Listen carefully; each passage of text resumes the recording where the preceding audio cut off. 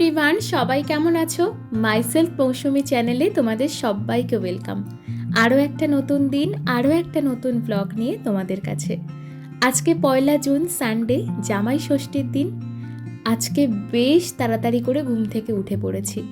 আজকে সকালটা আমার শুরু হলো ভোর 6টার সময়। আর আজকের ব্লগটা হচ্ছে জামাই ষষ্ঠীর দিনকে সারাটা দিন কী করলাম সেটা নিয়েই।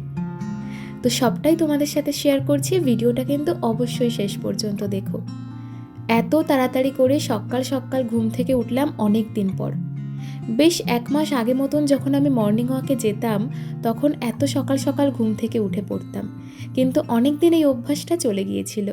তাই আজকে যেহেতু তাড়াতাড়ি করে বাবার বাড়িতে যেতে হবে, তাই অনেক সকাল সকাল ঘুম থেকে উঠে পড়েছি আর একেবারে স্নান করে ফ্রেশ হয়ে রেডি হয়ে নিয়েছি। আমার শ্বশুরবাড়িতে জামাই ষষ্ঠীর দিনকে মামুনিও যেহেতু কিছু নিয়ম পালন করে, তালপাতার পাখার পরে 5 রকমের ফল নিয়ে ছেলেমেয়ের গায়ে বোলানো আর তার সাথে হাওয়া দেওয়া। তো মামুনি এসে সেই নিয়ম কাজটা করলো, আর তখনও আমি পুরোপুরি রেডি হইনি।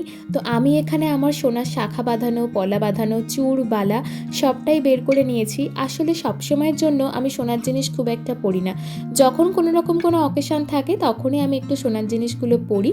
তো আমি সোনার জিনিসগুলো সবটা পরে আর হালকা একটু মেকআপ করে আমি কিন্তু পুরোপুরিভাবে রেডি হয়ে গিয়েছি।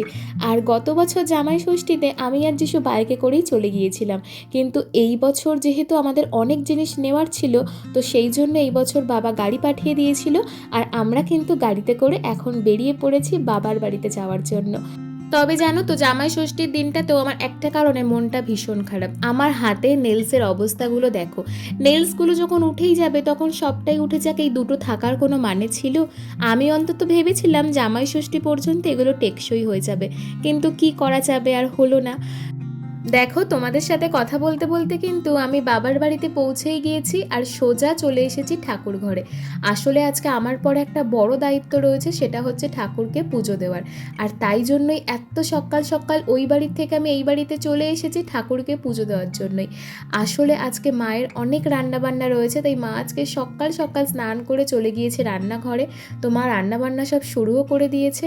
আর আমাদের বাড়িতে যেহেতু জামাই ষষ্ঠীর দিনকে ঠাকুরকে সব রকমের ফল দিয়ে, তার সাথে চিড়ে, খই আর সব রকমের মিষ্টি দিয়ে ঠাকুরকে ভোগ নিবেদন করতে হয়। আর এত কিছু আমার একার দ্বারা হতো না, তো সেই জন্যই যিশু আমাকে এখানে হেল্প করছিল। যিশু আমাকে সব ফল সুন্দর করে বানিয়ে দিয়ে, তার সাথে চিড়ে, খই আর সব রকমের মিষ্টি দিয়ে ঠাকুরের ভোগের থালা গুছিয়ে দিয়েছে। তো আমি এখন ভালোভাবে ঠাকুরকে পুজোটা দিয়ে নিই।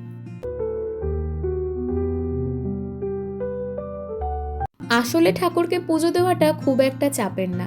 আসলে যেহেতু আমার বাবার বাড়িতে গোপাল ঠাকুর আছে, আর তোমরা তো সবাই জানো যে গোপাল ঠাকুরকে 3 বেলায় ভোগ নিবেদন করতে হয়।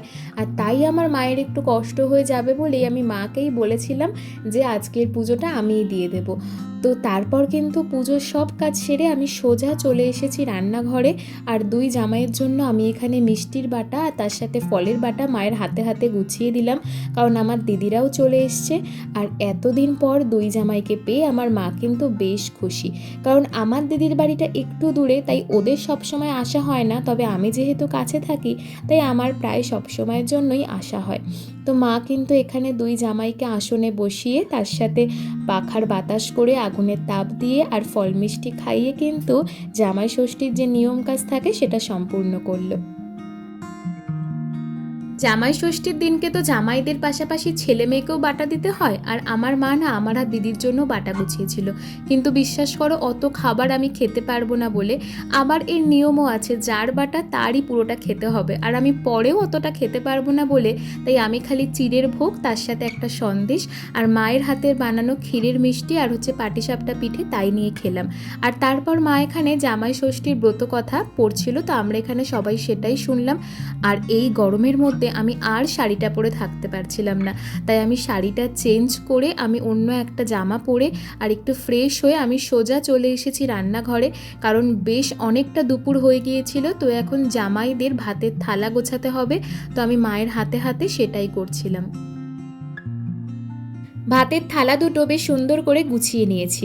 তোমরা কিন্তু অবশ্যই জানিও তোমাদের কেমন লাগলো। চলো এবার তোমাদের সাথে শেয়ার করি যে যিশুর ভাতের থালায় কী কী ছিল। ভাত ছিল, তার সাথে ইলিশ মাছ ভাজা, আরও 5 রকমের ভাজা, তার সাথে স্যালাড, গন্ধরাজ লেবু, মাছের মাথা দিয়ে কচু শাক, মুসুরির ডাল, ইলিশ মাছের ঝাল, ডিমের ঝোল, মাটন কষা, চাটনি, মিষ্টি, দই, কোল্ড ড্রিঙ্কস আর হচ্ছে খাওয়ার জল। আর এইবার তোমাদেরকে দেখাই যে আমার জামাইবাবুর ভাতের থালায় কী কী ছিল। আসলে আমার জামাইবাবু মাছ মাংস কিছুই খায় না, তাই ওর ভাতের থালায় ছিল ভাত, পনির ভাজা, তার সাথে আরও 5 রকমের ভাজা, স্যালাড, গন্ধরাজ লেবু, নিরামিষ কচু শাক, মুসুরির ডাল, পনিরের ঝাল, ডিমের ঝোল, চাটনি আর হচ্ছে মিষ্টি দই, কোল্ড ড্রিঙ্কস আর হচ্ছে খাওয়ার জল। আর তারপর এখানে সবাই একটু ফটো সেশন করছিল বাবার সাথে। তারপর সবাই মিলে একসাথে একটা ফটো সেশন করলো। আর তারপর কিন্তু সবাই খেতে বসে গিয়েছিল, কারণ দুপুর গড়িয়ে প্রায় 3টে বেজে গিয়েছিল। আর এই দিনকে আমাদের বাড়িতে কিন্তু অনেকেরই নিমন্ত্রণ ছিল। আর 2 জামাইয়ের সাথে মা কিন্তু এখানে অনেককেই খেতে বসিয়ে দিয়েছিল, আর আমি মাকে একটু হেল্প করছিলাম। আর তারপর কিন্তু আমিও খেতে বসে পড়লাম। তো তোমাদের তো মেনুটা আগেই শেয়ার করেছি, তাও একবার বলছি। প্রথমেই খেলাম ভাত, 5 রকম ভাজা, মাছের মাথা দিয়ে কচু শাক, তারপর পেঁয়াজ দিয়ে মুসুরির ডাল, ইলিশ মাছের ঝাল, মাটন কষা আর সাথে স্যালাড, চাটনি, পাঁপড়, দই, মিষ্টি। আমি আর কিছুই খেতে পারিনি, কারণ পেটটা পুরো ভরে গিয়েছিল। আর দুপুরে লাঞ্চটা করার পর ভীষণ ঘুম পাচ্ছিল, যেহেতু অত সকাল সকাল ঘুম থেকে উঠেছি সেই জন্যই, তাই একটু ঘুমিয়ে পড়েছিলাম। আর বিকেলবেলায় ঘুম থেকে উঠে আকাশের এই রকম অবস্থা দেখি, আকাশ পুরো কালো করে মেঘ করে এসছে, কিন্তু বৃষ্টি এক ফোঁটাও হয়নি জানো। তো যাই হোক, সন্ধ্যাবেলায় যেহেতু আমার দিদিরা বাড়ি যাবে, তাই ওরা কিন্তু একদম পুরো তৈরি হয়ে গিয়েছিল বাড়ি যাওয়ার জন্য। তো এই যে ওরা কিন্তু এখন বেরিয়ে পড়েছে বাড়িতে যাওয়ার জন্য। আর তারপর আমাদের আর কি করা, যেহেতু সন্ধ্যা হয়ে গিয়েছে, চা তো একটু খেতেই হবে। তাই আদা, গোলমরিচ, লবঙ্গ, এলাচ সব কিছু দিয়ে আমাদের 4 জনের জন্য লিকার চা বসিয়ে দিয়েছিলাম। তো এই যে তারপর কিন্তু 4 জনের 4টে কাপে চাটা সার্ভ করে নিচ্ছি। আসলে তোমরা যারা আমার ব্লগ রেগুলার দেখো তারা খুব ভালোভাবেই বুঝতে পারবে আমার কিন্তু একটু চায়ের নেশা আছে। তবে দুধ চায়ের না, এই আদা, গোলমরিচ, লবঙ্গ, এলাচ সব কিছু দিয়ে একটু লিকার চা নয়তো বা গ্রিন টি। তো সেই জন্য চাটা আমাকে সন্ধেবেলাতে একটু খেতেই হয়। ও হ্যাঁ, তোমাদের সাথে সারাদিনের গল্প করতে করতে কিন্তু একটা কথা শেয়ার করতে ভুলেই গিয়েছি। জামাই ষষ্ঠীতে আমি মা বাবাকে কিন্তু কোনো কিছুই গিফট করিনি। একটা গিফট ভেবে রেখেছি, সেটা যখন পরে কিনবো তখন তোমাদের সাথে অবশ্যই শেয়ার করব। আর মা বাবা কিন্তু আমাদের সবাইকে টাকা দিয়েছিল গিফট হিসাবে। তো জামাই ষষ্ঠীর ব্লগটা কিন্তু আমি এখানেই শেষ করছি। তোমাদের ব্লগটা কেমন লাগলো অবশ্যই জানিও। ভালো লাগলে একটা লাইক করে দিও, কমেন্ট করে দিও, শেয়ার করে দিও। আর চ্যানেলটা কিন্তু সাবস্ক্রাইব অবশ্যই করে দিও।